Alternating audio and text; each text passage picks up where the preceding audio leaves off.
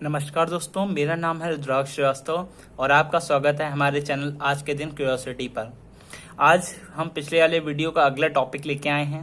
पिछले वाले वीडियो में हमने जाना था कि घन और घनाभ का पृष्ठीय क्षेत्रफल किस तरह से निकाला जाता है और उससे संबंधित कई सारे प्रश्न किए थे और इसका बेस हमने रखा था क्लास 9 की एनसीईआरटी को। नेक्स्ट अब जो वीडियो हम बनाने जा रहे हैं ये वीडियो है घन और घनाभ के आयतन पर। इसमें हम घन और घनाभ के आयतन से संबंधित आपको सूत्र बताएंगे और साथ ही साथ उससे संबंधित कई सारे अच्छे क्वेश्चन कराएंगे, जिससे कि आपका एक टॉपिक पूरी तरह से क्लियर हो जाएगा। तो चलिए शुरू करते हैं। तो सबसे पहले देख लेते हैं घन और घनाभ के आयतन का सूत्र क्या होता है। देखिए, जैसे कि ये हमारा घनाभ है,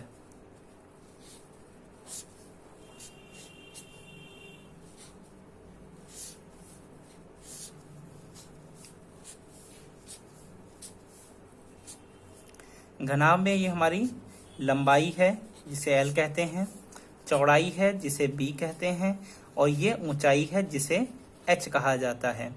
अगर घनाभ को देखा जाए तो घनाभ कुछ इस तरह का दिखाई देता है। ये एक पुराना डिब्बा मेरे पास रखा हुआ था रेडमी नोट 8 का, तो आप सोच सकते हैं कि ये घनाभ है पूरी तरीके से। इसमें ये लंबाई है और इसकी चौड़ाई ये है और इसकी ऊंचाई ये है। ये लंबाई हो गई, ये लंबाई हो गई, ये चौड़ाई हो गई और ये ऊंचाई हो गई। तो ये तीनों मापें लंबाई, चौड़ाई, ऊंचाई हो गई। तो अब घनाभ के आयतन के सूत्र को देखते हैं। किसके आयतन के सूत्र को? घनाभ का आयतन। तो चलिए देखते हैं घनाभ का आयतन का सूत्र क्या होता है। तो घनाभ में 3 भुजाएं होती हैं, लंबाई, चौड़ाई और ऊंचाई। बस इन तीनों की गुणा कर दीजिए, यही घनाभ के आयतन का सूत्र होता है। यानी कि लंबाई गुणे चौड़ाई गुणे ऊंचाई, यही घनाभ के आयतन का सूत्र है। यानी कि L, B और H तीनों की आपस में गुणा हो जाएगी। इसी तरीके से घन के बारे में बात करें तो घन एक ऐसी आकृति होती है जिसकी हर एक भुजा समान होती है। अगर एक भुजा A है तो दूसरी भुजा भी A होगी, तीसरी भुजा भी A और हर भुजा A होगी, जबकि इसमें तीनों भुजाएं अलग अलग होती हैं। इसीलिए ये घनाभ है और ये घन है। घन में हर एक भुजा की लंबाई एक ही होती है। अगर एक का मान A है तो शेष सभी भुजाओं का मान भी A ही होगा। तो घनाभ और घन में कोई खास अंतर नहीं है, दोनों एक ही प्रकार की आकृतियां हैं और दोनों के आयतन भी एक ही प्रकार से निकलते हैं। जैसे कि इसमें लंबाई, चौड़ाई और ऊंचाई की गुणा हो जाती है, उसी तरीके से घन के आयतन में भी लंबाई, चौड़ाई और ऊंचाई की गुणा हो जाती है। इसमें लंबाई A है, चौड़ाई भी A है और ऊंचाई भी A है, तीनों ही चीजें A हैं। तो जब आप A और A की गुणा करेंगे तो आखिर में A³ आ जाएगा। यानी कि जो भी भुजा है उसकी घात 3 हमें कर देनी है। तो चलिए करते हैं घन के आयतन के सूत्र में। घन का आयतन, घन का आयतन हो जाता है वही लंबाई गुणे चौड़ाई गुणे ऊंचाई, लेकिन तीनों एक जैसी हैं तो वो हो जाएगी भुजा और गुणे भुजा और गुणे भुजा, यानी कि भुजा की घात 3। देखिए, क्या गुणे भुजा, तो इस तरह से भुजा की घात 3 और भुजा हमारी क्या है A, तो A की घात 3। यही हमारा सूत्र हो गया घन के आयतन का। अब घन और घनाभ के आयतन से संबंधित कुछ विशेष बातें मैं आपको बता देता हूं। जैसे कि मान लीजिए कोई लोहे का गुटका है, जैसे कि ये माचिस है। अब माचिस है ये, मान लीजिए माचिस ना होके कोई लोहे का गुटका होता, तो अब लोहे का गुटका तो पूरी तरह से ठोस होता है, तो वो जितना भी स्थान घेरता है उसी को कहते हैं उसका आयतन। अब हम आयतन को फिजिकल रूप में समझ रहे हैं कि आयतन वास्तव में होता क्या है। आयतन वास्तव में किसी भी वस्तु के द्वारा घेरा गया स्थान होता है। लेकिन अब यहाँ पे एक बात कहेंगे आप, जैसे इस पे रख दिया तो इसने कितना स्थान घेरा, इसने इतना स्थान घेर लिया, लेकिन ये इसका आयतन नहीं है, ये इसका क्षेत्रफल कहलाएगा। क्या कहलाएगा? क्षेत्रफल। क्योंकि किसी भी वस्तु के द्वारा किसी सतह पर जब कोई स्थान घेरा जाता है, जब कोई वस्तु किसी सतह पर कोई स्थान घेरती है तो उसे हम क्षेत्रफल कहते हैं। लेकिन जब हम उसके संपूर्ण स्थान की बात करते हैं कि जो स्थान उसने सतह पर घेरा है वो भी, और साथ ही साथ जो स्थान वो हवा में घेर रहा है, ये स्थान उसकी ऊंचाई है और ऊंचाई उसने जो हवा में घेरी है, तो यानी कि जब हम टोटल स्थान की बात कर लेते हैं तो वो हो जाता है आयतन। तो आयतन और क्षेत्रफल में अंतर आप समझ गए होंगे। क्षेत्रफल किसी सतह पर घेरा गया स्थान होता है, उसे क्षेत्रफल कहते हैं। जैसे कि इसने इस पे इतना स्थान घेर लिया तो ये इसका क्षेत्रफल हो गया। अब ये संपूर्ण कितना घेर रहा है, साथ ही साथ हवा में भी टोटल कितना इसमें लगा है, तो वो हो गया इसका आयतन। मान लेते हैं कि ये एक लोहे का गुटका है। यदि ये एक लोहे का गुटका है तो इसको बनाने में लोहा भी लगा होगा, और जितना भी लोहा इसको बनाने में लगा होगा, जितना भी मटेरियल इसको बनाने में लगा होगा, वो इसके आयतन के बराबर हो जाएगा, क्योंकि वो लोहा तो इसी स्थान में ही तो लगा होगा जितना इसके अंदर स्थान है, और वही स्थान कहलाता है आयतन। कोई भी वस्तु जितना स्थान घेरती है उसे आयतन कहते हैं। और इसको हम इस तरह से भी समझ सकते हैं कि यदि किसी वस्तु को बनाने में जो भी मटेरियल लग रहा है वो मटेरियल इस वस्तु के आयतन के बराबर हो जाता है। तो इससे संबंधित कई तरह के क्वेश्चन भी आते हैं। तो चलिए अब समझते हैं आयतन और धारिता में क्या अंतर होता है। तो एक शब्द है आयतन और दूसरा शब्द है धारिता। एक है आयतन और दूसरा शब्द है धारिता। अब चूंकि दोनों के मायने एक ही हैं लेकिन दोनों शब्द अलग अलग हैं, तो यानी कि उनके अर्थ में कुछ ना कुछ भिन्नता होगी। अब ये जितना स्थान घेर रही है हवा में, कहीं ना कहीं ये स्थान घेर रही है, तो ये इसका आयतन हो गया। अब इसके अंदर जितनी जगह है वो कहलाती है धारिता। जैसे कि ये मान लेते हैं इसके अंदर जब हमने खोला तो देखिए ये सब इसके अंदर जगह है। अब इसके अंदर कई सारा मटेरियल भी आ सकता है। इसके अंदर हम मान लीजिए दूध भी भर सकते हैं, पानी भी भर सकते हैं। तो जितना भी दूध पानी इसमें आ सकता है वो उसकी धारिता कहलाती है, कैपेसिटी कहलाती है। क्या कहलाती है? धारिता कहलाती है। जितना भी पानी इसके अंदर आ सकता है वो इसकी धारिता अर्थात कैपेसिटी कहलाती है। तो अब आप आयतन और धारिता में अंतर समझ गए होंगे। हालांकि आयतन और धारिता दोनों एक ही चीज हैं और एक ही फॉर्मूले से निकलती हैं, बस दोनों की परिभाषाएं अलग अलग हो जाती हैं।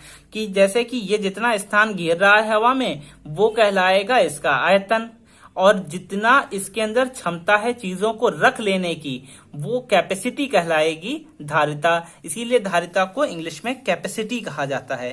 कैपेसिटी से आप आराम से समझ गए होंगे कि धारिता का मतलब क्या है, संग्रह करने की क्षमता, और आयतन होता है घेरा गया स्थान। अब आप कहेंगे दो अलग अलग शब्द हैं, लेकिन दो अलग अलग शब्द भले ही हों लेकिन इनके मायने एक ही हैं, क्योंकि इसके अंदर उतनी ही कैपेसिटी होगी जिसका इसके जितना इसके द्वारा घेरा गया स्थान होगा। जितना ये स्थान घेर रहा होगा उतनी ही ये कैपेसिटी रखेगा कि इसके अंदर उतनी चीज आ पाए। तो दोनों का सूत्र एक ही होता है। धारिता का भी यही सूत्र है और आयतन का भी यही सूत्र है। तो धारिता आयतन एक ही बात है, बस दोनों के कहने के अलग अलग ढंग हैं। जैसे कि एक बर्तन में कितना दूध आ सकता है तो ये कहा जाएगा उसकी धारिता। तो ये, और दूसरी बात, अगर एक लोहे की गेंद है तो वो जितने लोहे से बनी हुई है तो वो कहलाएगा उसका आयतन। तो इस तरह से आप धारिता और आयतन को अलग अलग तरीके से समझ सकते हैं। तो चलिए शुरू करते हैं कुछ सवाल, जिससे आपको ये कॉन्सेप्ट पूरी तरह से क्लियर हो जाएगा और अच्छी तरह से समझ में आ जाएगा। तो चलिए पहला सवाल पढ़ते हैं। तो पहला सवाल है, माचिस की डिब्बी के माप 4 सेंटीमीटर, 2.5 सेंटीमीटर और 1.5 सेंटीमीटर हैं। ऐसी 12 डिब्बियों के एक पैकेट का आयतन क्या होगा? अब ये माचिस की एक डिब्बी है। अब इसकी माप दी गई है, यानी कि इसकी लंबाई दी गई है 4 सेंटीमीटर, इसकी चौड़ाई दी गई है और इसकी ऊंचाई दी गई है। ये हो गई 4, ये हो गई 2.5 और ये हो गई हमारी ऊंचाई, ये हमारी हो गई 1.5। तो अब ये माचिस की डिब्बी हमें दी गई है। अब हम ये पूछा गया है कि ऐसी 12 डिब्बियां, एक पैकेट का आयतन क्या होगा। अब इन डिब्बियों को लिया जाएगा और इन्हें एक पैकेट में रखा जाएगा। अब ये कहा गया है कि ऐसी 12 डिब्बियों को जब एक पैकेट में रख दिया जाएगा तो उसका आयतन क्या होगा। बहुत आसान सा जवाब है, एक का आयतन निकाल लिया जाएगा और 12 डिब्बियों से ही तो पैकेट बना है, तो उसकी 12 से गुणा कर देंगे तो उस पैकेट का आयतन निकल आएगा। बहुत आसान सा सवाल है, इसको आसानी से हल कर लेते हैं।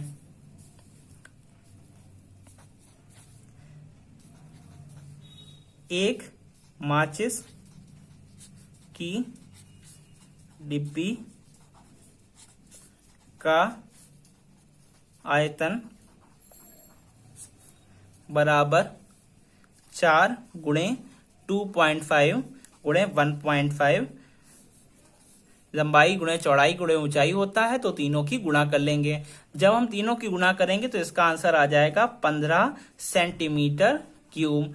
अब इसका मात्रक भी यहाँ पे मैं बता देता हूँ। मात्रक होता है सेंटीमीटर, जो भी मात्रक हो सेंटीमीटर मीटर, उसका क्यूब कर देना है। क्यूब क्यों करना है? क्योंकि लंबाई चौड़ाई ऊंचाई, मान लेते हैं कि ये सेंटीमीटर में है लंबाई, तो लंबाई सेंटीमीटर में है, ये चौड़ाई भी सेंटीमीटर में है, ऊंचाई भी सेंटीमीटर में है। जब भी तीनों को गुणा करेंगे तो तीनों को एक ही मात्रक में रखा जाएगा।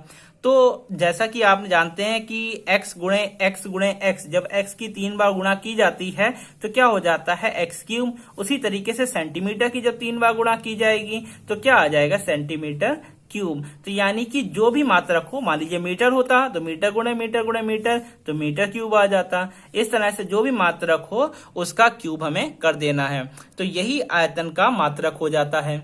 अब ऐसी 12 डिब्बियों का पैकेट का आयतन पूछा गया है, तो 12 डिब्बियों के पैकेट के आयतन के लिए 12 से गुणा कर दी जाएगी। 12 माचिस की डिब्बी के पैकेट का आयतन बराबर 12 गुणे 15 बराबर 180 सेंटीमीटर क्यूब। ये हमारा आयतन निकल आया।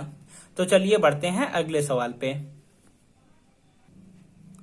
तो अगला सवाल है हमारा, एक घनाभाकार पानी की टंकी 6 मीटर लंबी, 5 मीटर चौड़ी और 4.5 मीटर गहरी है। इसमें कितने लीटर पानी आ सकता है? तो यहाँ पे टंकी की धारिता पूछी गई है। जैसा कि मैंने आपको बताया कि किसी भी बर्तन में या किसी भी चीज में जितना दूध या पानी आ सकता है वो उसकी धारिता कहलाती है। तो यहाँ पे टंकी की धारिता पूछी गई है। तो मैंने आपको जैसे बताया कि धारिता आयतन में कोई अंतर नहीं है, वो अंदर की जगह होती है, घेरा गया स्थान होता है आयतन, और अंदर की जगह कहलाती है धारिता। दोनों है सेम, दोनों के सूत्र सेम है। तो कितने लीटर पानी आ सकता है इसके लिए हम उसका आयतन अर्थात धारिता निकाल देंगे, वही लंबाई गुणे चौड़ाई वाला सूत्र लगा करके, लंबाई गुणे चौड़ाई गुणे ऊंचाई वाला। तो चलिए शुरू करते हैं। तो टंकी का आयतन बराबर लंबाई गुणे चौड़ाई गुणे ऊंचाई, यानी कि 6 गुणे 5 गुणे 4.5। तीनों की जब हम गुणा करेंगे तो हमारा आंसर आ जाएगा 135 मीटर क्यूब। यही हमारा आंसर हो गया। लेकिन यहाँ पे एक बात आप गड़बड़ कर सकते हैं। गड़बड़ नहीं है, आंसर सही आ गया है, लेकिन अब वो आंसर कह रहा है कि आप लाइए लीटर में। तो यहाँ पे एक बात आपको ध्यान रखनी होगी कि जब भी मीटर क्यूब को लीटर में बदला जाएगा तो उसके लिए एक फॉर्मूला है कि 1 मीटर क्यूब बराबर होता है 1000 लीटर। तो यानी कि अगर 1 मीटर क्यूब बराबर 1000 लीटर है तो फिर 135 मीटर क्यूब कितना हो जाएगा? तो उसके लिए 135 की 1000 से गुणा कर देंगे, तो 135 गुणे 1000, तो ये आ गया 135 और 3 जीरो आगे लगे, यानी कि 1,35,000 लीटर पानी यहाँ पे आ सकता है। तो टंकी में कितने लीटर पानी आ सकता है? 1,35,000 लीटर, क्योंकि आंसर इसमें लीटर में पूछा गया था, इसीलिए हम मीटर क्यूब को 1000 से गुणा करके लीटर में चेंज कर लेंगे। अगले सवाल की ओर बढ़ते हैं। तो अगला सवाल कह रहा है, एक घनाभाकार बर्तन 10 मीटर लंबा और 8 मीटर चौड़ा है। एक घनाभाकार बर्तन है जिसकी लंबाई और चौड़ाई दी गई है। अब ये कह रहे हैं कि इसको कितना ऊंचा बनाएं कि इसमें 380 घन मीटर द्रव आ सके। तो 380 घन मीटर द्रव यानी कि 380 घन मीटर का मतलब है ये 380 इसका आयतन है। जैसा कि अभी मैंने बताया कि जब मीटर या सेंटीमीटर का घन कर देते हैं तो वो आयतन बन जाता है। तो ये 380 घन मीटर तो इसका आयतन हो गया। तो ये पूछ रहे हैं कि हम कितना ऊंचा इसको बनाएं। लंबाई चौड़ाई दी है, पूछ रहे हैं कि कितना ऊंचा बनाएं कि आयतन इतना हो जाए। तो हम उसके लिए x मान लेंगे ऊंचाई को और आयतन का सूत्र लगा के सीधे आंसर निकाल लेंगे। तो चलिए शुरू करते हैं। तो घनाभ को बना लेते हैं ताकि आपको अच्छी तरीके से यहाँ पे समझ में आ जाए। ये हो गया, ये हमने घनाभाकार टंकी बना ली। टंकी है नहीं, बर्तन है कोई, ठीक है कोई बात नहीं। तो ये बर्तन बना लिया। अब इसकी लंबाई या चौड़ाई लिख लेते हैं। 10 मीटर लंबाई और चौड़ाई दी गई है 8 मीटर। ये नहीं पता है तो इसको x मान लेंगे और इसका आयतन दिया गया है 380 मीटर क्यूब। ठीक है, तो माना ऊंचाई बराबर x मीटर और आयतन बराबर, आयतन दिया गया है हमें 380 मीटर क्यूब। अब आयतन का सूत्र क्या होता है? लंबाई गुणे चौड़ाई गुणे ऊंचाई। तो ये हो जाएगा 380 मीटर के बराबर, यानी कि 10 गुणे 8 गुणे x बराबर 380। ये गुणा हो जाएगी, 10 × 80 बराबर 380 बटे इधर का 80 गुणा में है तो उधर जाके भाग में चला जाएगा। और जब इसको हम हल करेंगे तो हमारा आंसर आ जाएगा 4.75 मीटर। यानी कि अगर हम ऊंचाई 4.75 मीटर रखेंगे तो हमारा आयतन यानी कि कितना ऊंचा बनाया जाए कि इसमें द्रव 380 घन मीटर आ सके, तो यानी कि इसे 4.75 मीटर ऊंचा बनाना है, तभी इसमें इतना द्रव आ सकेगा। तो चलिए बढ़ते हैं अगले सवाल पे। तो नेक्स्ट क्वेश्चन कह रहा है कि 8 मीटर लंबा और 6 मीटर चौड़ा और 3 मीटर गहरा एक घनाभाकार गड्ढा खुदवाने में 30 रुपए प्रति मीटर क्यूब की दर से होने वाला व्यय ज्ञात कीजिए। तो अब इस बार हमें गड्ढा खुदवाना है और गड्ढे की लंबाई चौड़ाई ऊंचाई दी गई है। तो चलिए इसको थोड़ा सा हम सही से कर लेते हैं। पहले यहाँ पे पार्टीशन कर लेते हैं।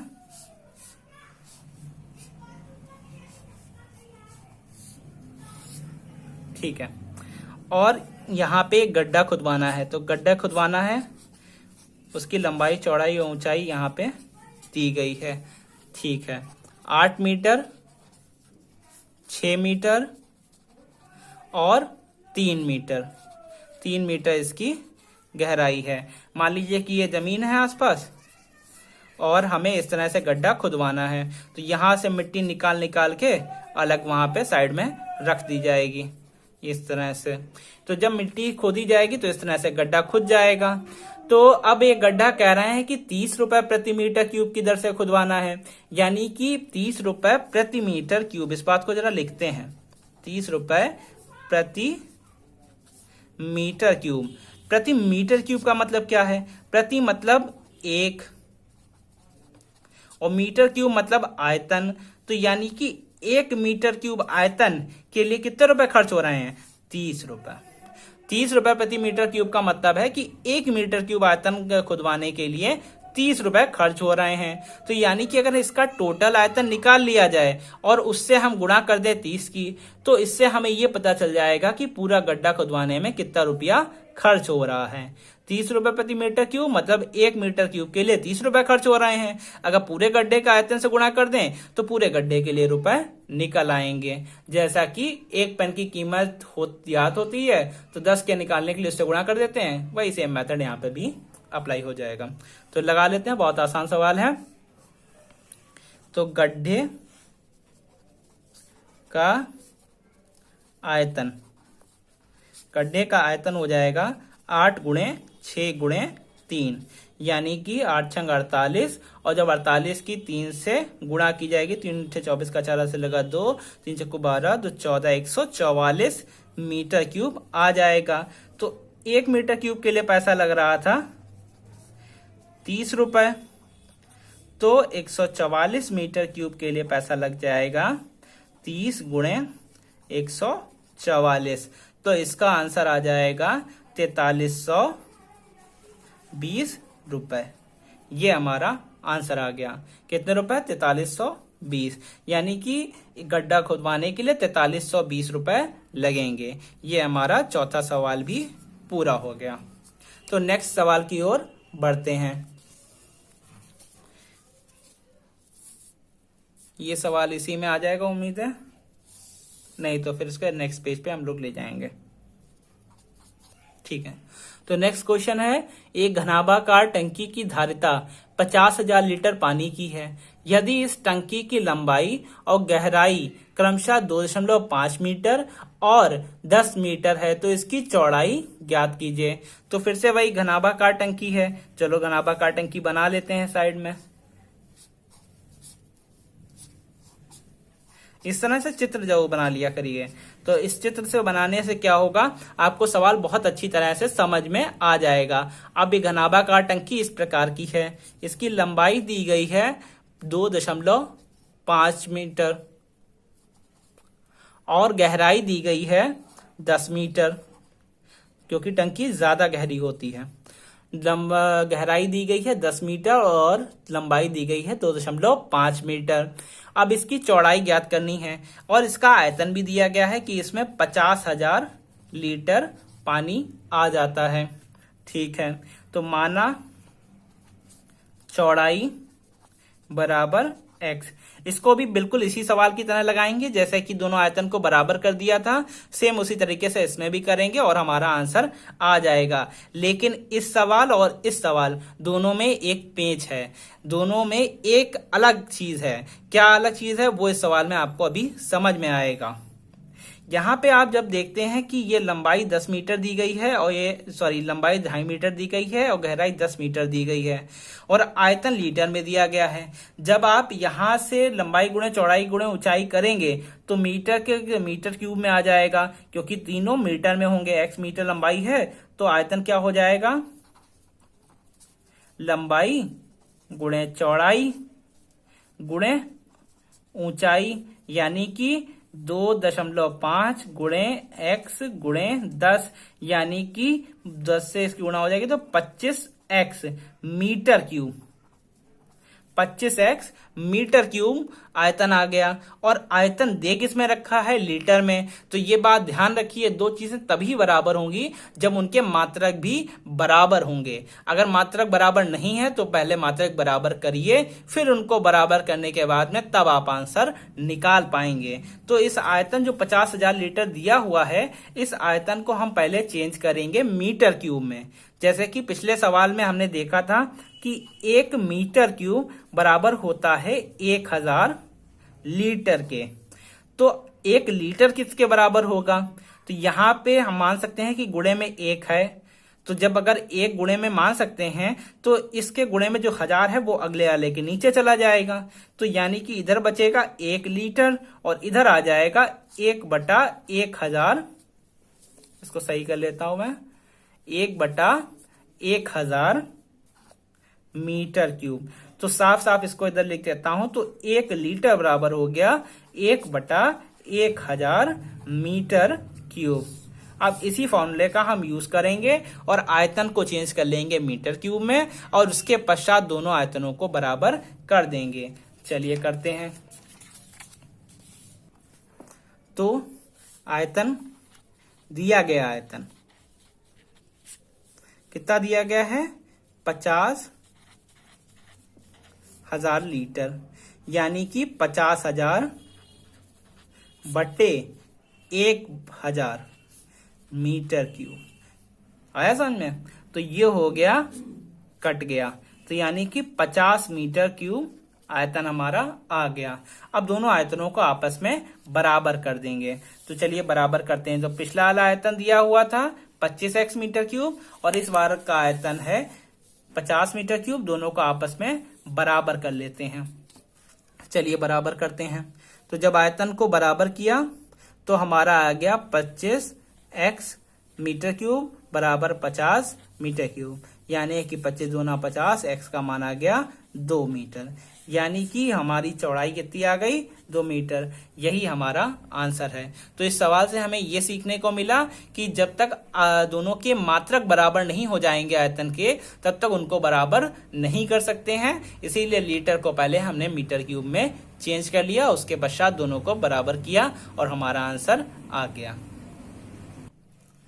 तो चलिए बढ़ते हैं अगले सवाल की ओर। अगला सवाल है हमारा कि एक गांव की जनसंख्या 4000 है, को प्रतिदिन प्रति व्यक्ति 150 लीटर पानी की आवश्यकता है। इस गांव में 20 गुणे 15 गुणे 6 मीटर माप वाली एक टंकी बनी हुई है। इस टंकी का पानी वहां कितने दिन के लिए पर्याप्त होगा? तो यानी कि गांव में एक टंकी बनी हुई है। तो चलिए एक एक करके बनाते हैं और समझते हैं कि सवाल कहना क्या चाहता है। सॉरी, छठा सवाल है। तो ये सबसे पहले एक टंकी बना लेते हैं।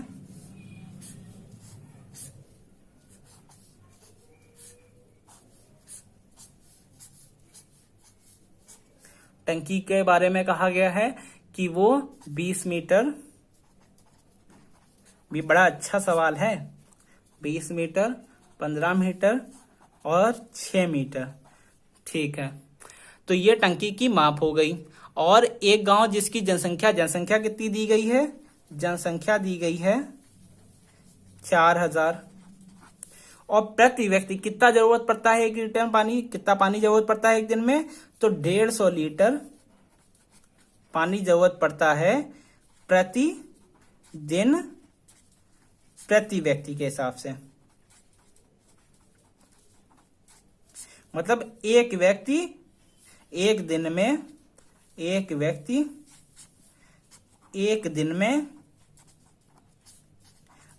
लीटर पानी खर्च करता है।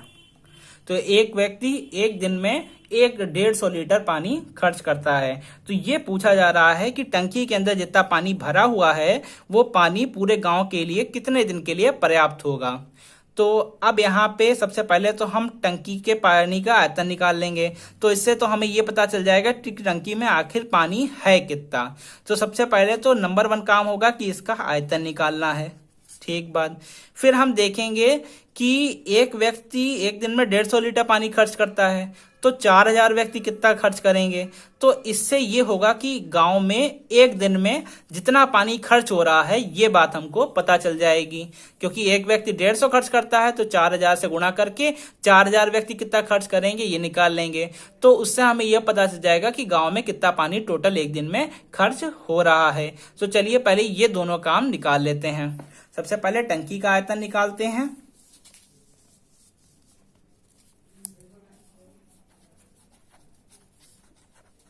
टंकी का आयतन निकाल लेते हैं। वो हो जाएगा 20 गुणे 15 गुणे 6। तो 20 गुणे 15 गुणे 6, तो ये आ जाएगा 1800 मीटर क्यूब। इतना पानी टंकी में है। अब हम ये देखते हैं कि 4000 लोग एक दिन में पानी खर्च करते हैं। एक करता है 150 लीटर, तो 4000 के हिसाब से 4000 गुणे 150। ठीक है, तो जब 4000 और 150 की गुणा की जाएगी तो आ जाएगा 6 लाख लीटर पानी। अब यहाँ पे फिर वही एक बात आ गई कि ये तो 6 लाख लीटर आ गया है, लेकिन हमारा जो आयतन आया है टंकी का वो तो मीटर क्यूब में है, ये है लीटर में। तो इसको वापस से चेंज करेंगे मीटर क्यूब में, ताकि दोनों आयतन को जब हम बराबर में रखें या उनको भाग करें, जो भी करें तो वो चीज हो पाए। वरना क्योंकि एक जैसे मात्रकों के बिना कोई भी आपस में संक्रिया नहीं करी जा सकती है। तो चलिए कर लेते हैं पहले इसको चेंज। तो ये आ जाएगा 6 लाख बटे, एक जीरो ज्यादा हो गया, सैकड़ा लाख, हाँ, तो ये हो जाएगा 1000 से यहाँ पे भाग कर लेंगे तो ये आज कट के 600 लीटर पानी, 600 मीटर क्यूब पानी आ जाएगा। तो यानी कि 4000 लोग जो हैं वो एक दिन में 600 मीटर पानी, 600 मीटर क्यूब पानी यूज करते हैं। और टोटल पानी है कितना टंकी में वहां पे? तो यानी कि 4000 लोग एक दिन में 600 मीटर क्यूब पानी यूज करते हैं और टोटल पानी है कितना? 1800 मीटर क्यूब। अब इस बात को बहुत साधारण एक उदाहरण से समझाता हूं कि मान लीजिए आपके घर में 18 किलो आटा है, 18 किलो आटा है और एक दिन में खर्च कितना होता है? 6 किलो। 6 किलो खर्च हो जाता है। 18 किलो आटा है और 6 किलो आटा खर्च हो जाता है। तो ये बताओ कि 18 किलो आटा कितने दिन चलेगा? 3 दिन। कैसे पता लगा? क्योंकि हमने 6 से 18 को भाग कर दिया, 6 तियां 18, तो ये 3 दिन आटा चल जाएगा। तो यानी कि 1800 मीटर क्यूब पानी टंकी में है और प्रतिदिन खर्च होता है 600 मीटर क्यूब। तो 600 मीटर क्यूब से जब 1800 मीटर क्यूब को पानी को भाग करेंगे तो ये पता चल जाएगा कि ये पानी कितने दिन चल जाएगा। जैसे कि आटे वाले केस में हमने निकाल लिया था, वैसे ही यहां पे भी निकाल लेंगे। प्रश्न में पूछा गया था कि कितने दिन के लिए पर्याप्त होगा? तो पर्याप्त होगा कितने दिनों के लिए? 1800 बटे 600 यानी कि 3 दिन के लिए। तो यानी कि जितना पानी टंकी में है वो 3 दिन के लिए पर्याप्त होगा। तो आप इस सवाल को बड़े आसानी से समझ चुके होंगे। थोड़ा सा ट्रिकी सवाल था लेकिन मैंने आपको बहुत आसानी से समझाया है इसको। हम सबसे पहले क्या करेंगे? टंकी का आयतन निकाल लेंगे। इससे हमें पता चलेगा कि टोटल वहां पे पानी उपलब्ध कितना है। तो उसका आयतन निकालने के बाद 1800 मीटर क्यूब आ गया, इससे उपलब्ध पानी पता चल गया। उसके पश्चात हमने 4000 लोगों के लिए कि टोटल कितना पानी खर्च होता है एक दिन में वो निकाल लिया और उसको हमने फिर मीटर क्यूब में चेंज कर लिया 1000 से भाग करके। फिर हमने 600 से इस 1800 को भाग कर दिया, जिससे कि हमें ये बात पता चल गई कि टोटल ये पानी कितने दिनों के लिए पर्याप्त होगा। तो चलिए बढ़ते हैं अगले सवाल की ओर। अगला सवाल है कि किसी गोदाम की माप 40 मीटर, 25 मीटर और 15 मीटर है। इस गोदाम में 1.5 गुणे 1.25 गुणे 0.5 मीटर माप वाले लकड़ी के कितने अधिकतम क्रेट रखे जा सकते हैं। तो एक गोडाउन है जिसकी माप दी गई है और उसमें एक क्रेट रखने हैं। तो ये पूछा जा रहा है कि कितने क्रेट उसमें रखे जा सकते हैं। तो अब आप इस बात को ऐसे समझिए कि मान लीजिए एक फ्रूटी है, 100 ml की फ्रूटी है और उसको बॉक्स में रखना है। बड़ा सा बॉक्स है यहाँ पे। अब इस बॉक्स में फ्रूटी रखनी है तो ये आपसे पूछा जाता है कि इस बॉक्स में कितनी फ्रूटी आ जाएंगी। तो अब आप ये कैसे बताएंगे? तो इसके लिए आपको क्या करना होगा? पहले इस बॉक्स का आयतन निकाल लीजिए और इस फ्रूटी का आयतन तो आपको पता ही है ml में, दोनों को भाग कर दीजिए। इससे पता चल जाएगा कि इसमें कितनी फ्रूटी आ सकती हैं। तो इसको निकालने के लिए हमें आपस में उनको भाग करना पड़ेगा। या फिर एक दूसरे तरीके से मैं आपको समझाता हूं। दूसरे तरीके से समझने में यह है कि मान लेते हैं कि 100 फ्रूटी हैं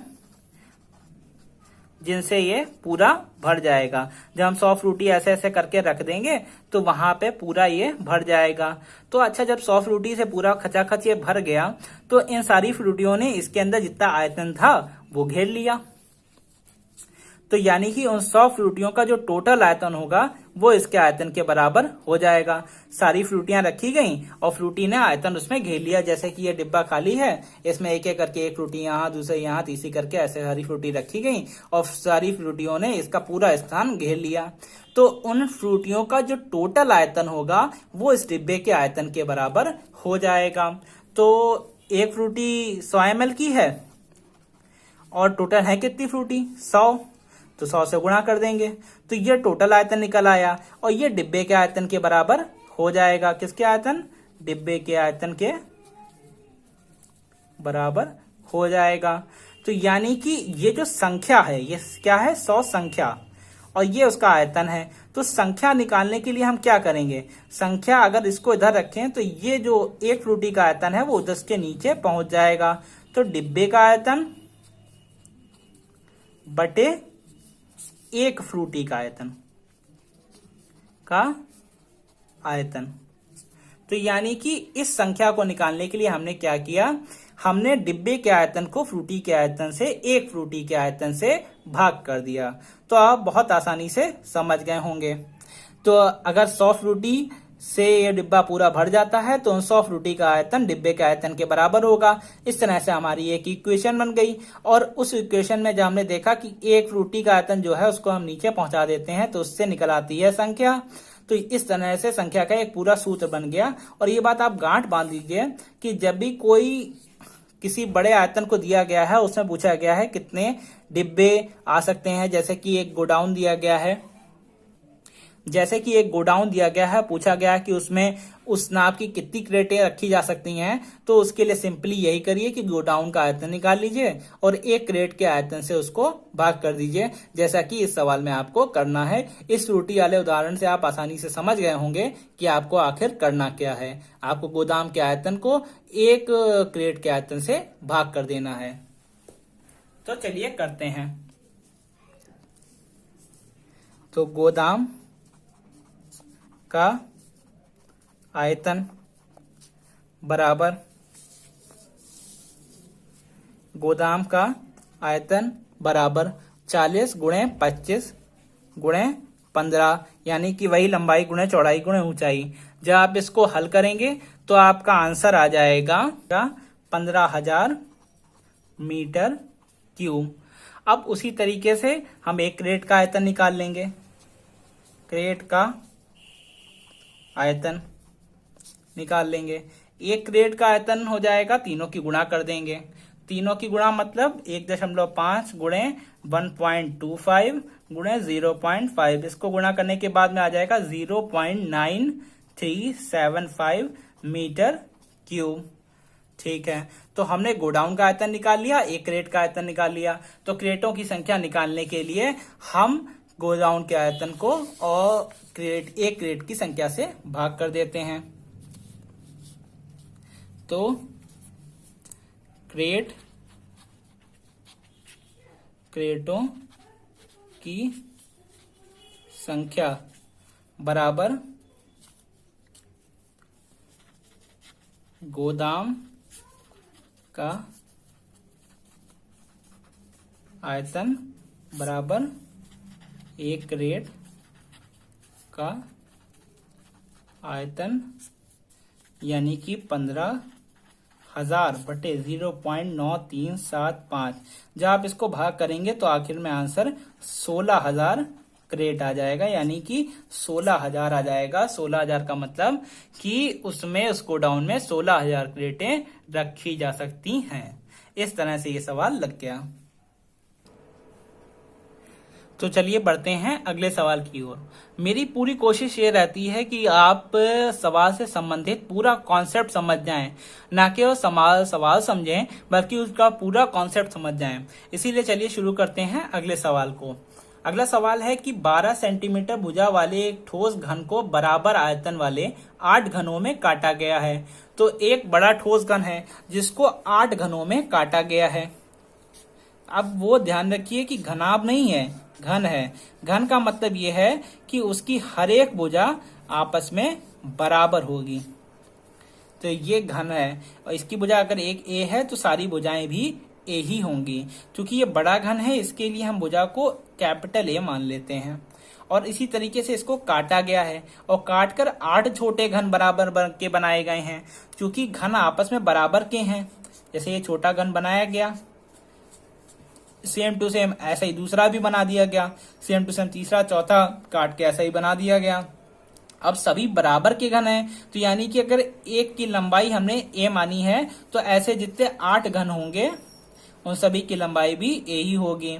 तो अगर एक का आयतन निकाला जाए तो वो हो जाएगा ए क्यूब, और 8 का आयतन टोटल निकाला जाए तो वो हो जाएगा 8 ए क्यूब। इसका आयतन हो जाएगा ए क्यूब, क्योंकि ये सारे फॉर्मूले मैं आपको शुरुआत में ही बता चुका हूं कि घन के आयतन का सूत्र होता है भुजा की घात 3। अगर भुजा ए है तो उसका सूत्र हो जाएगा ए का क्यूब। उसी तरीके से अगर उसकी भुजा छोटा ए है तो उसका आयतन हो जाएगा ए क्यूब, और चूंकि ऐसे 8 घन है तो वो हो जाएगा 8 ए क्यूब। अच्छा, ये सोच के देखिए कि इसी घन को काट काट के ही तो ये घन बनाए गए हैं 8। ऐसे जो 8 घन बनाए गए हैं जितने भी हैं वो सारे कैसे बनाए गए हैं, इसी बड़े घन को काट कर बनाए गए हैं। तो इस बड़े घन का आयतन इन 8 घनों के आयतन के बराबर हो जाएगा, यानी कि इसका आयतन इन 8 घनों के आयतन के बराबर हो जाएगा। जब हम इन दोनों को बराबर करेंगे तो हमारा आंसर आ जाएगा कि नए घन की भुजा क्या होगी। तो यानी कि नए घन की भुजा के लिए हम दोनों को आपस में बराबर कर देंगे और हमारा आंसर आ जाएगा। इसको एक अच्छे से उदाहरण से समझा देता हूं मैं आपको। मान लीजिए आप घर में लाते हैं सोहन पपड़ी, और सोहन पपड़ी दुकानदार आपको पीसेस में ना दे करके पूरी जमी हुई सोहन पपड़ी दे देता है इस तरह से, और कहता है कि घर में जाके काट लेना। आप घर में जाते हैं, घर में 8 सदस्य हैं और 8 सदस्यों को बराबर बराबर बांटनी है, तो आप बराबर इसमें से काट के बराबर बराबर टुकड़े सबको बांट देंगे। तो जितनी सब में बटी है और जितनी आप लाए थे, कोई अंतर तो है नहीं दोनों में, दो उतनी ही आपने बांटी जितना आप लाए थे। तो उसी तरह से जिस तरह से सोहन पपड़ी बराबर है, उसी तरीके से इसका आयतन भी इसके बराबर हो जाएगा। बहुत आसानी से इस बात को आप समझ सकते हैं और इसका सवाल भी आसानी से लग जाएगा। इसका मान दिया गया था 12, तो इसका आयतन हो जाएगा 12 मीटर क्यूब। तो बड़े घन का आयतन बराबर ए क्यूब, यानी कि 12 का क्यूब, यानी कि 1728 मीटर क्यूब। 1728 मीटर क्यूब ये बड़े घन का आयतन निकल आया। और 8 माना छोटे घन की भुजा बराबर ए मीटर है, तो 8 छोटे घन का आयतन क्या हो जाएगा, जैसा कि मैंने अभी बताया आपको। एक का आयतन हो जाएगा ए क्यूब, तो 8 का आयतन 8 ए क्यूब। ये थोड़ा गलत हो गया, ठीक। तो ये हो गया 8 a cube metre cube. Metre cube इसका मात्रक है और ये इसका आयतन है। ये हो गया आयतन और ये हो गया मीटर क्यूब इसका मात्रक। दोनों आयतनों को बराबर कर देते हैं।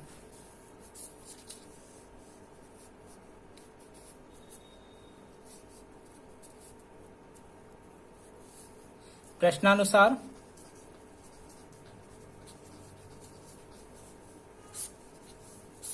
आयतन बराबर हो जाएंगे। 1728 बराबर 8a क्यूब। दोनों को जब बराबर के इससे भाग करेंगे, 8 दूनी 16 आया 1, 8 का 8 4 8 48, तो ए क्यूब बराबर 216 आ जाएगा। क्यूब उधर पहुंचेगा तो क्यूब रूट बन जाएगा, 216 का क्यूब रूट, यानी कि आंसर आ जाएगा 6 मीटर। यानी कि जो 8 छोटे घन काटने जाएंगे उनमें से प्रत्येक की भुजा 6 सेंटीमीटर होगी। सॉरी, क्योंकि यहाँ मात्रक में सेंटीमीटर दिया हुआ है, ये बात ध्यान रखिएगा। मात्रक सेंटीमीटर में दिया हुआ है, इसीलिए हर चीज हम सेंटीमीटर में ही मानेंगे। ये भी सेंटीमीटर में ही होगी और ये भी सेंटीमीटर क्यूब में ही आएगा, और लास्ट वाला आंसर भी सेंटीमीटर में ही आ जाएगा। मात्रक का विशेष ध्यान रखें। तो अब इसमें ही आगे एक बात पूछी गई है कि पूछा गया है कि नए घन की भुजा क्या होगी, ये तो हमने निकाल लिया। साथ ही इन दोनों घनों के पृष्ठीय क्षेत्रफलों का अनुपात भी ज्ञात कीजिए। तो घन का पृष्ठीय क्षेत्रफल मैं पहले आपको पढ़ा चुका हूं पिछले वाले वीडियो में। घन का पृष्ठीय क्षेत्रफल होता है 6a²। ये घन के पृष्ठीय क्षेत्रफल का सूत्र होता है। तो अनुपात क्या हो जाएगा, तो पहले वाले का पृष्ठीय क्षेत्रफल लिख देंगे ऊपर, तो 6, और भुजा क्या है, बड़ा ए मानी थी तो 6 कैपिटल A², और नीचे हमने माना था दूसरे वाले के लिए स्मॉल ए, तो नीचे वाले का हो गया 6 स्मॉल A²। तो ये 6 आपस में कट गए। भुजा कितनी है 12, तो 12 का स्क्वायर, और नीचे वाले की जो छोटे वाले घन है उनकी भुजा कितनी है 6, तो 6 का स्क्वायर। तो पहले हमने रखा था ऊपर वाले घन का पृष्ठीय क्षेत्रफल, नीचे वाले घन का पृष्ठीय क्षेत्रफल नीचे रख दिया। ऊपर वाले का सूत्र हो गया 6 कैपिटल ए स्क्वायर, नीचे वाले का सूत्र हो गया 6 स्मॉल ए स्क्वायर। 6 कट गए, 12 का स्क्वायर और 6 का स्क्वायर। अब इसको हल कर लेते हैं, तो 12 गुणे 12 और 6 गुणे 6, 6 दूनी 12, 6 दूनी 12 और 2 दूना 4। आंसर आ के आएगा 4:1, 4:1। यही हमारा आंसर हो गया। इस तरह से ये सवाल भी लग गया। तो चलिए बढ़ते हैं आखिरी सवाल की ओर और सबसे बेहतरीन सवाल की ओर। तो आज का आखिरी और सबसे बेहतरीन सवाल यह है कि 3 मीटर गहरी और 40 मीटर चौड़ी एक नदी 2 किलोमीटर प्रति घंटा की चाल से बहकर समुद्र में गिरती है। 1 मिनट में समुद्र में कितना पानी गिरेगा? तो अब नदी की गहराई दी गई है और चौड़ाई दी गई है। तो एक पहले मैं आपको छोटा सा डायग्राम बनाता हूं। मान लो इस तरह से नदी बहती हुई आ रही है, ठीक है, और नदी की ये चौड़ाई है। चौड़ाई दी गई है हमें 40 मीटर और ये कुछ गहराई भी होगी। नदी इस तरह से होगी, अंदर ही अंदर इस तरह से। तो नदी की कुछ अंदर ही अंदर गहराई भी होगी, नदी गहरी होती है। तो 3 मीटर आ गई, ये भी दी गई है। अब ये कहा गया है कि 2 किलोमीटर प्रति घंटा की चाल से ये बह रही है। तो चाल कितनी हो गई? 2 किलोमीटर प्रति घंटा। अब ये बहकर समुद्र में गिर रही है। ये नीचे समुद्र है और समुद्र में ये बहकर गिर रही है। तो पूछा ये जा रहा है कि समुद्र में जब ये गिर रही है तो 1 मिनट में इसका कितना पानी समुद्र में गिर जाएगा। ठीक है, तो चूंकि चाहे नदी कैसे भी क्यों ना बह रही हो, नदी की चौड़ाई फिक्स ही रहेगी और नदी की गहराई भी फिक्स रहेगी। चाहे वो नदी 1 मिनट बाद बहे, चाहे 1 मिनट पहले बहे, चाहे 10 मिनट बाद बहे, चाहे 10 मिनट पहले बहे। तो 10 मिनट 1 मिनट जो भी, उससे कोई मतलब नहीं है। नदी की चौड़ाई और गहराई दोनों फिक्स रहेंगी। क्या फिक्स रहेगा? चौड़ाई और गहराई दोनों फिक्स रहेंगी। दोनों कभी भी आपस में कभी भी बदलेंगी नहीं, हमेशा ही फिक्स रहेंगी। क्या बदलेगा?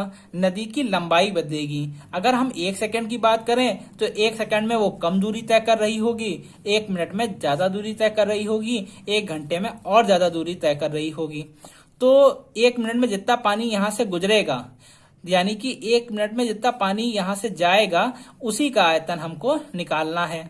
तो वो 1 मिनट में पानी निकलेगा, उसकी कुछ लंबाई भी तो होगी।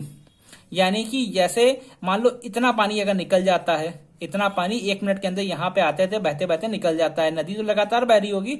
तो मान लेते हैं कि एक पॉइंट, मान लिया इस चेक पॉइंट में इतना जो पानी ये भरा हुआ है यहाँ से यहाँ तक का, तो ये पानी यहाँ से आकर बह के निकल जाता है। तो ये 1 मिनट के अंदर तय की गई लंबाई हो जाएगी। लेकिन वो लंबाई हमको पता ही नहीं है। अगर वो लंबाई हमें 1 मिनट की पता चल जाए तो हमें ये पता चल जाएगा कि उस 1 मिनट के अंदर कितना पानी का आयतन बाहर निकल गया। इस बात को फिर से एक बार समझ लेते हैं। 1 मिनट के अंदर नदी बह रही होगी। जब नदी बह रही होगी तो बहते हुए ये पानी निकलेगा। मान लेते हैं कि 1 मिनट के अंदर इतना पानी वहां से बहते हुए आगे निकल जाता है। तो ये 1 मिनट के अंदर बहे हुए पानी की लंबाई हो गई। क्या हो गई? 1 मिनट के अंदर बहे हुए पानी की लंबाई हो गई। बस यही लंबाई हमें ज्ञात करनी है। अगर वो 1 मिनट के अंदर वाली लंबाई हमें मिल गई तो हम ये चौड़ाई और ऊंचाई गहराई से गुणा करके पानी का आयतन निकाल लेंगे, जैसे कि अभी हम करते हुए आए हैं। लंबाई, चौड़ाई और गहराई से निकाल लेंगे। गहराई ऊंचाई में कोई अंतर नहीं होता है। जब जमीन के अंतर की बात करते हैं तो वो हमारे लिए गहराई बन जाती है, और जब जमीन के ऊपर की बात करते हैं तो वो हमारे लिए ऊंचाई बन जाती है। जैसे कि कुएं की बात करें तो कुएं के लिए गहराई होगी, क्योंकि हम ऊपर खड़े हैं और नीचे देख रहे हैं, इसीलिए वो गहराई होगी। यही टावर की बात कर दें तो टावर हमसे ऊंचा होता है, इसीलिए वो ऊंचाई हो जाएगी। तो गहराई और ऊंचाई में कोई अंतर नहीं होता है। जैसे लंबाई चौड़ाई गुणे ऊंचाई है, वैसे ही लंबाई गुणे चौड़ाई गुणे गहराई है। गहराई ऊंचाई एक ही चीज है लगभग। गहराई जमीन के अंदर है और ऊंचाई जमीन के ऊपर है। तो बस हमें निकालना है 1 मिनट के अंदर चली गई लंबाई। तो 1 मिनट के अंदर चली गई लंबाई निकालने के लिए हमें आना पड़ेगा इसकी चाल पे। तो चाल क्या कह रही है? चाल है 2 किलोमीटर प्रति घंटा। यानी कि 2 किलोमीटर वो चलता है। प्रति मतलब बटे, और घंटा मतलब 1 घंटे में। चाल का यही तो सूत्र होता है, चाल बराबर दूरी बटा समय। तो 2 किलोमीटर प्रति घंटा, प्रति मतलब 1, तो 1 घंटे में वो 2 किलोमीटर दूरी तय करता है। अच्छा, ठीक बात है। अगर 1 घंटे में 2 किलोमीटर वो दूरी तय कर रहा है तो फिर इसको चेंज कर लेते हैं मीटर में, क्योंकि हमारी लंबाई चौड़ाई है मीटर में। ठीक है, चौड़ाई और गहराई मीटर में दे रखी है, इसीलिए किलोमीटर को चेंज कर लेते हैं मीटर में। 1 किलोमीटर बराबर 1000 मीटर, तो 2 गुणे 1000 मीटर आ गया। ठीक, अब नीचे है 1 घंटा। 1 घंटे का मतलब होता है, 1 घंटे में होते हैं 60 मिनट। अब आप पूछेंगे ये 60 मिनट में क्यों चेंज किया जा रहा है? 60 मिनट में इसलिए चेंज किया जा रहा है क्योंकि हमें 1 मिनट के पानी का आयतन निकालना है, और वो है मिनट, इसीलिए इसको चेंज कर रहे हैं मिनट में। 1 सेकंड का पूछते तो सेकंड में कर लेते, 15 मिनट का पूछते तो 15 मिनट में चेंज कर लेते, जैसा भी होता वो चेंज कर लेते हैं हम। यहाँ पे मिनट पूछा गया है, मिनट में चेंज कर लिया, तो ये हो गया। यहां से इसको करेंगे भाग, आ जाएगा 200/6 मीटर प्रति मिनट। ठीक है, अब यहाँ पे एक काम मैं करूंगा कि इसको लिख लूंगा इस तरह से। किस तरह से? 200/6/1 मीटर प्रति मिनट। दोनों ही बातों में कोई अंतर नहीं है, चाहे इसको 200/6 लिखा जाए या 200/6/1 लिखा जाए, क्योंकि जब ये नीचे जाएगा तो गुणा होने के बाद में 6 गुणे 1 यानी कि 200/6 ही आ जाएगा। इसको इस तरह से जानबूझ के मैंने लिखा है ताकि ये ऊपर वाला तो हो जाए मीटर, मीटर प्रति मिनट है ना, तो मीटर प्रति मिनट। ऊपर वाला तो हो जाए मीटर और नीचे वाला बन जाए मिनट। तो इससे आपको अब यह समझ में आ गया होगा कि 1 मिनट के अंदर वो 200/6 मीटर चल लेती है। तो यही हमारी लंबाई है, बस यही हमें निकालना था। इस लंबाई के निकलते ही लंबाई चौड़ाई और गहराई की गुणा कर दी जाएगी और 1 मिनट के अंदर पानी जितना बह के समुद्र में जा रहा है उसका आयतन निकल आएगा। तो 1 मिनट में समुद्र में गए पानी का आयतन बराबर लंबाई गुणे चौड़ाई गुणे गहराई। लंबाई हो गई 1 मिनट के लिए लंबाई हो गई 200/6 गुणे चौड़ाई हो गई 40 और गहराई हो गई 3। जब हम इसको हल करेंगे 3 दूना 6, 2 एकम 2, 0 0, 4000 हमारा आंसर आ गया। 4000 मीटर क्यूब पानी 1 मिनट के अंदर समुद्र में जाएगा। तो ये सवाल बढ़िया सवाल था। इसमें हमें बस एक बात ये निकालनी थी कि चौड़ाई गहराई तो फिक्स ही रहेगी, लंबाई हमको नहीं पता थी 1 मिनट के लिए, तो वो हमने चाल के हिसाब से इस तरह से डिजाइन किया। चाल को पहले मीटर में बदल लिया, मिनट 1 घंटे को 60 मिनट में बदल लिया क्योंकि 1 मिनट के लिए हमें चाहिए था, और इसी तरह से जब इसको हल किया तो मीटर पर मिनट के हिसाब से 1 मिनट में चली गई दूरी आ गई।